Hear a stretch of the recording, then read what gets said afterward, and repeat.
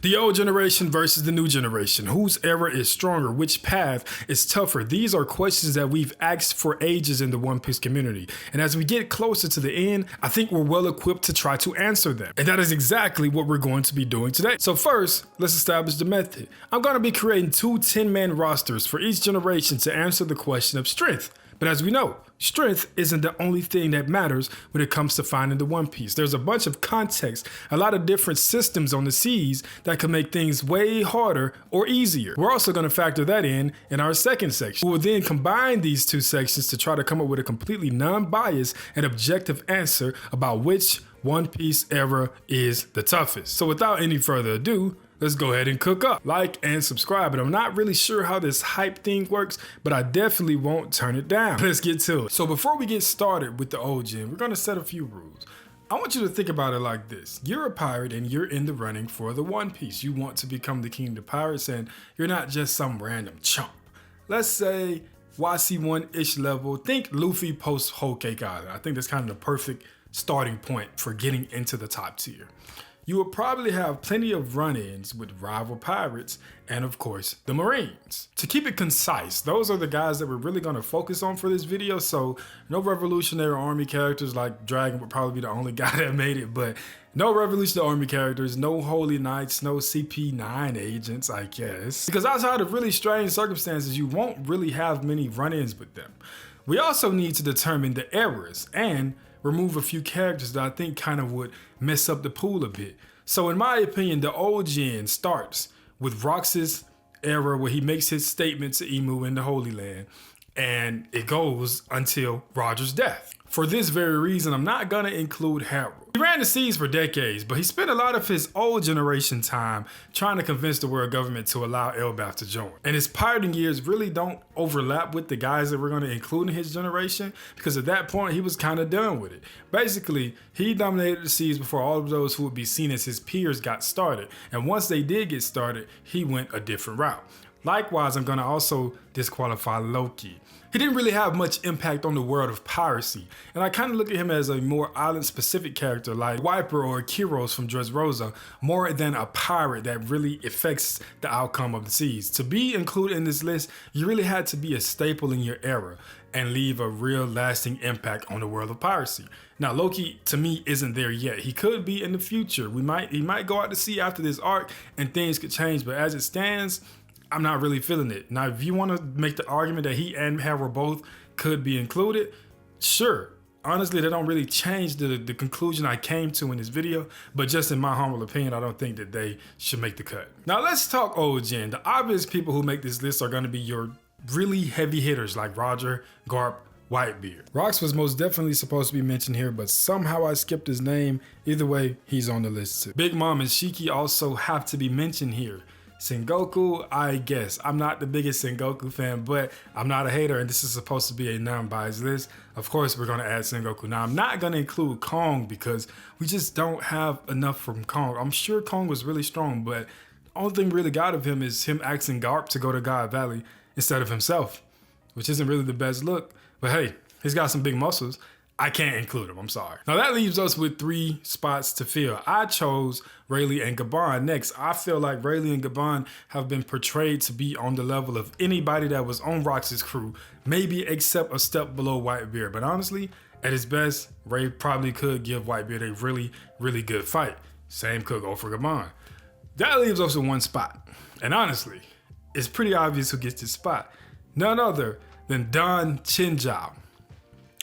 Guys, I think y'all gave me the wrong script. There is no... Actually gonna be Kozuki Oden to fill out the roster. Now this roster is extremely nasty. There are very few drop-offs in pirates. I feel like once you get by the Roger, Garp, Whitebeard, and Rox tier, it's still a really consistent, very high tier of power. Now a few honorable mentions could have been more Rox pirates like Silver Axe and Captain John, but I don't think we really saw enough from them at God Valley to really warrant putting them ahead of somebody like Rayleigh or Gabon. Now let's talk context. This era of piracy was basically the wild, wild west. The idea of the One Piece or the King of the Pirates didn't really exist yet. You had your top dogs, and after God Valley, you had what looked to be the beginning of a formulation of the Yonko system, but for the most part, the seas were just a crazy free-for-all. But there were still people who had ideas and inklings of stuff about the world government and maybe Emu. And we know Rox was really privy to giving away information, like he told Whitebeard about the Lunarians, I assume. And these people also sought out poneglyphs. Big Mom had a poneglyph at Whole Cake Island that Roger had to sneak and get. So we know that Rox and his crew, by extension, had a plan that hinged on these secrets. We also know that Roger had this straw hat, and I'm sure that's not random. There's no way Roger had a straw hat for no reason. But overall, there was just no concrete plan. Roger was more of an adventurer than anything, and he was just trying to figure out something. And this could be looked at as it's kind of more difficult than today's era, where there's no blueprint. You're just going out to sea, it's a free fall and you're feeling your way through it. But at the same time, there's a lot less focus from everybody that was on the seas. We're gonna get back to that, trust. But now we have the new generation, or the current generation. Now, obviously, Roger's death led to an extremely large boom in the amount of people that went out to seas, but it kind of does get pretty easy when you try to trim it down to 10 people. You're not leaving off too many people. And I think it's pretty clear that we have to start with the original 4 Yonko that we meet in the story. But that obviously leads to some overlap with some of our characters from the previous generation, that being Whitebeard and Big Mom. Kaido didn't make the list for back in the day because he was still a apprentice pirate, but he makes this list pretty easily. Whitebeard and Big Mom might not be as strong as they were during the old generation, but they're still extremely strong. Shanks and Kaido, we already know the deal with them.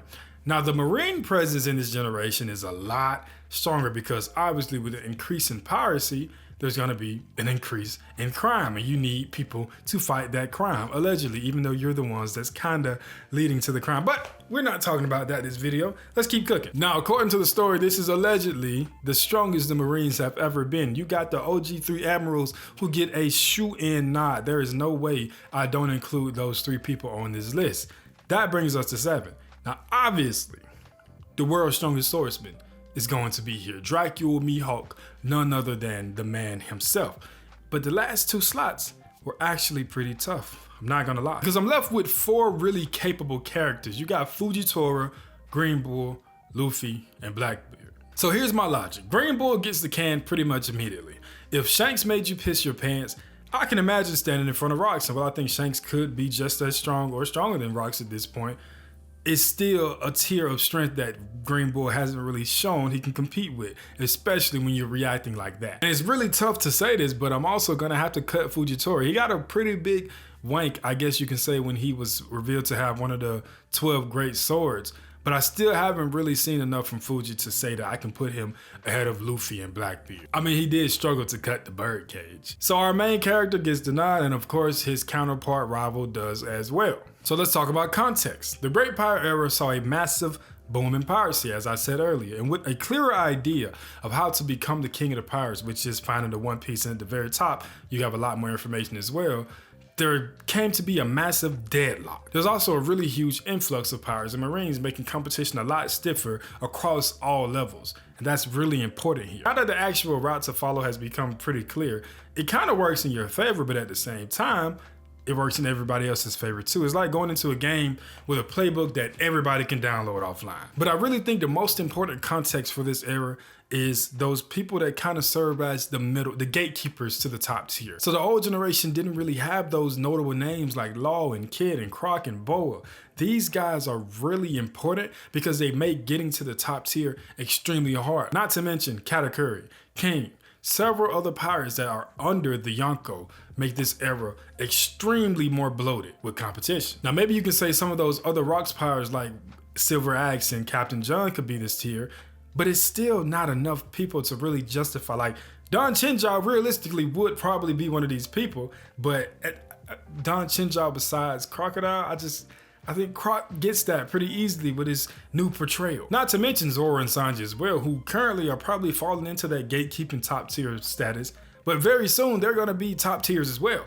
So there's a lot more comp. But now is the time to try to come to a verdict. We have the context, we have the strongest fighters. So who had the hardest era of pirates? I'm not gonna lie, this was extremely hard to decide on, but I think that my answer I came up with is pretty fair. Now, I'm looking at the rosters that we came up with, and I really do have to give the edge to the old generation.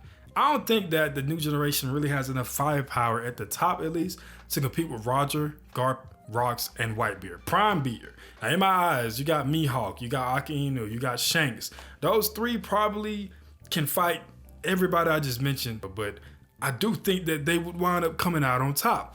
But then when you take a look at the bottom end of the list, Rayleigh, Gabon, these people probably can also take a Shanks and a Mihawk to an extreme diff in their peaks. So it's like a really consistent list of power when it comes to the top tier, and they're monstrous fighters. But the context is really, really, really important here. And I think that when you have access to information consistently across the board, like I said, it works in your favor, but it also works in the favor of all of your enemies as well. Back then, information was rare, and having that information gave you a pretty big leg up on the competition, because most folks were just out here being pirates just because they wanted to go to the seas and be free. There was no, hey, we need to pick up these poneglyphs and try to find out the secrets to the world. That didn't exist back then. So the very few people that knew about it kind of had a really easy path, at least to the top, if they wanted to find it. Now, obviously, there are still some mysteries like the man with the burn scar, but for the most part, everybody in this current era has access to a similar